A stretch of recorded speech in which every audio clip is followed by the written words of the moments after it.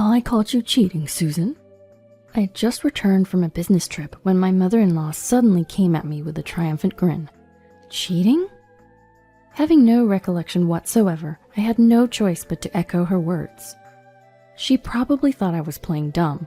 Her voice got stronger as she continued in a tone as if she were closing in on a culprit. I had a hidden camera set up in the car. Lately I've noticed some things left behind that don't belong to our family. They're men's belongings, and not just once, but several times. I've been suspecting that a man, other than a family member, has been riding in our car. That's why, when you took the dashcam for repair, I was convinced. You tried to cover up evidence under the guise of repair, didn't you? And then, you conveniently mentioned going on a business trip. You've been with your affair partner all this time, making sure you won't be caught on the dashcam. But unfortunately for you, I had my own camera set up. I'm sure everything has been captured on it. There are 2 cars at my in-laws' house, and one of them was used by everyone living there, which included me.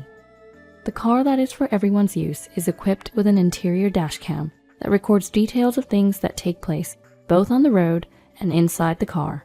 My guess is that my mother-in-law had it set up in an attempt to gather evidence of my infidelity.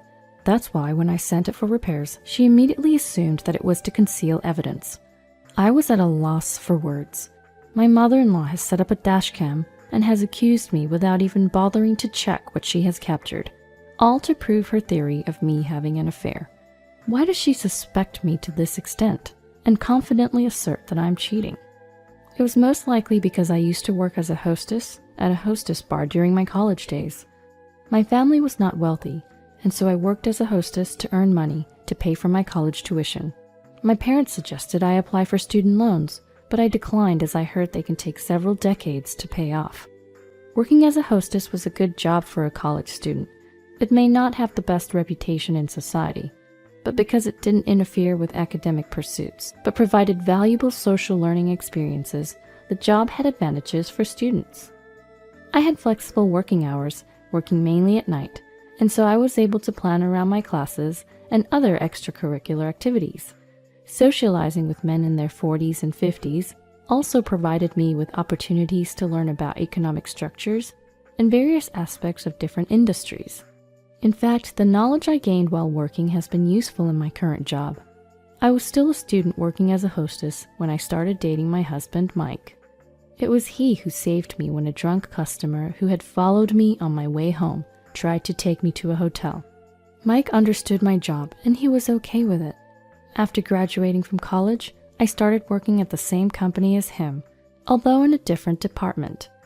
Mike was always hesitant to tell his family about my days working as a hostess, saying that his mother had conservative views. You don't work as a hostess anymore, so you don't need to mention it to them yet. If we decide to get married, I'll tell them myself. I agreed with him and we continued our relationship without disclosing my past to his family. However, Susan, is it true that you used to work as a hostess at a hostess bar?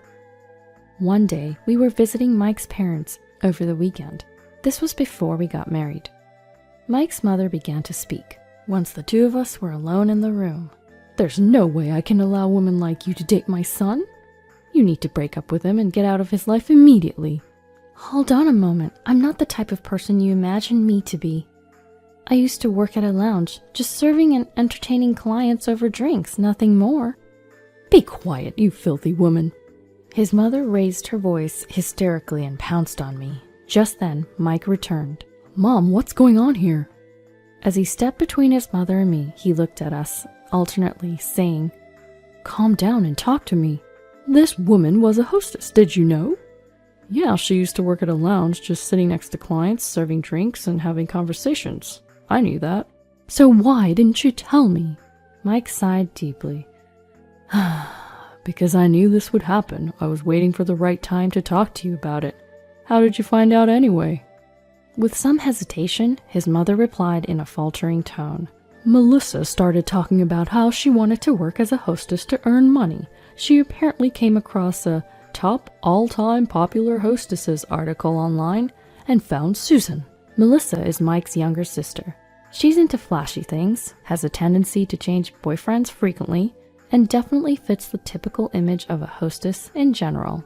So it's okay if your own daughter wants to become a hostess, but it's not okay for anyone else? As Mike spoke with a mixture of exasperation and disbelief, his mother's voice grew shrill. I never said it was okay for her. How rude. But you didn't scold her like this, did you? Well, when you brought this woman here the first time, I thought she was a respectable young lady, and I was relieved. I didn't know she was a filthy woman. She deceived us. Susan is indeed very responsible. She worked as a hostess to pay for her tuition, not for mere leisure like Melissa. She didn't neglect her studies and quit right after she graduated. She even secured a position at a reputable company. Her performance at work is even better than mine. At these words, his mother clenched her lips in frustration, while I was deeply moved. He stood up for me as I was being condemned. But I couldn't help but feel concerned about the deteriorating relationship between myself and the woman who could become my mother-in-law. Just as I was contemplating the challenges of marrying Mike, despite my love for him, he surprised me with a proposal. But what about your mother? She would absolutely be against us getting married. Don't worry about her. My dad used to take his clients to lounges with hostess services for business, so he understands. He actually helped me convince my mom. Really? Absolutely. While I was skeptical, Mike was full of confidence. I couldn't quite shake off my anxiety, but still I chose to trust him and nodded in agreement. Our plan was to find a place for the two of us to live together after getting married. Mike, being the second son, always joked that if anyone should live with their parents, it should be the eldest son.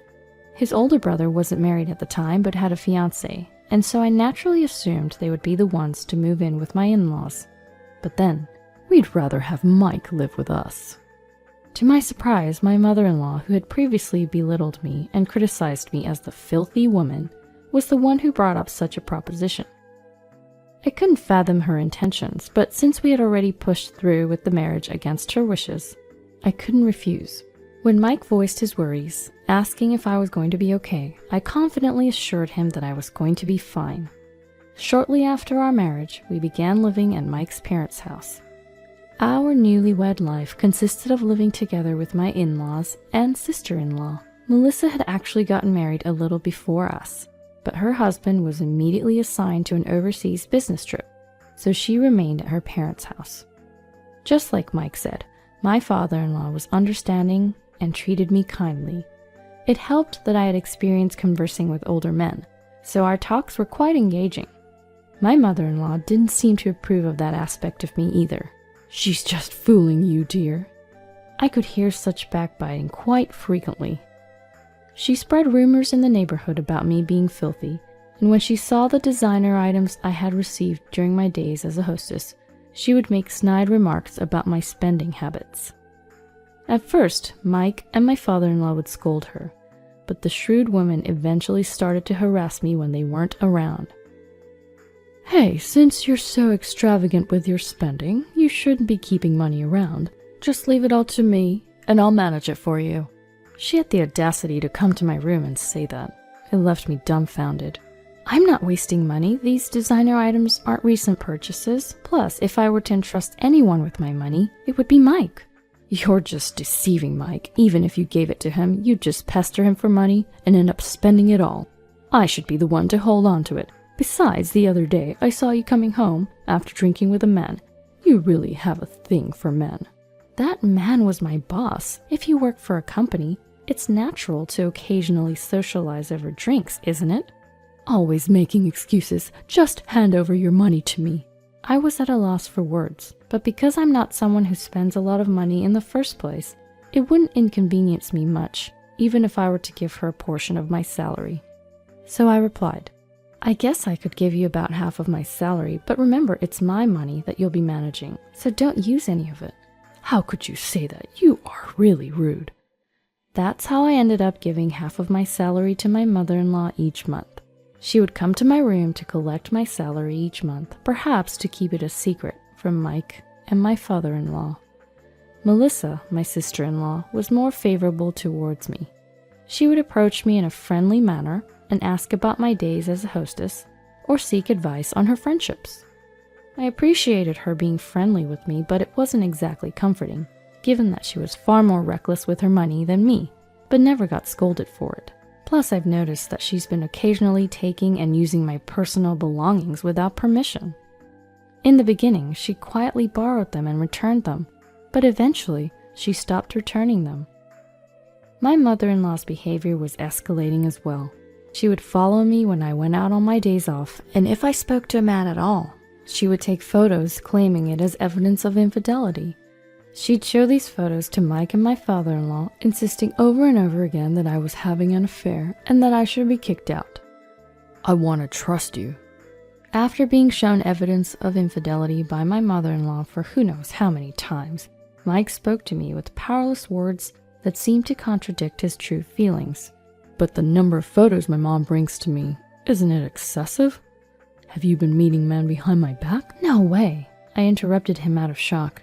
"Your mom takes photos of random people I bump into or people asking me for directions. Strangers I absolutely don't know." "Yeah, you're right, sorry." Mike's voice lacked energy, and I didn't feel he fully believed me. Melissa would buy into everything my mother-in-law said, often commenting, whether maliciously or not, "Susan, you really have a lot of men wrapped around your finger. That's amazing." Her words seemed to be taking a toll on Mike as well. My mother-in-law's boast about having caught me red-handed came amidst this ongoing tension. "I finally got definitive proof of Susan's infidelity." With that, she summoned my father-in-law, Mike, and Melissa to watch the hidden camera footage with her. I knew everyone was suspicious of me. Due to my mother-in-law's outrageous behavior, even Mike started to think I might be cheating. But just as strongly as my mother-in-law insisted on her evidence, I had absolute confidence that I hadn't done anything wrong. And at that moment, only I knew about the shocking footage that was about to disappoint my mother-in-law's expectations greatly. My mother-in-law pressed the play button.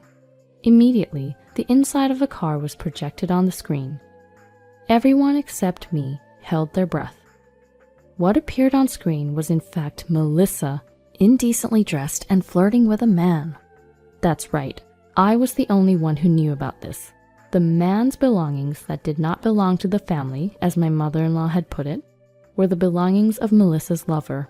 "What? Wait, what's going on?" My mother-in-law spoke so fast and pressed the pause button on the remote several times. But perhaps due to her panicking, her fingers couldn't actually press the button, and the image of Melissa in disarray continued to play.